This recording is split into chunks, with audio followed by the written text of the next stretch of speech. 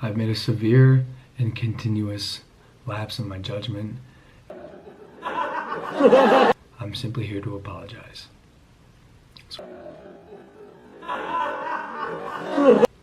I should have never posted the video. I should have put the cameras down. What we were going through.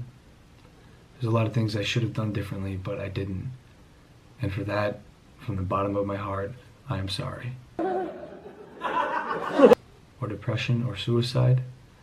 But most importantly, I want to apologize to the victim and his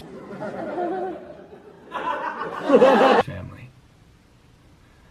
For my fans who are defending my actions, please don't.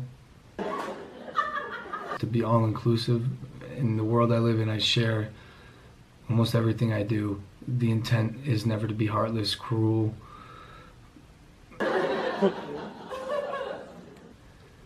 Like I said, I've made a huge mistake. I don't expect to be forgiven.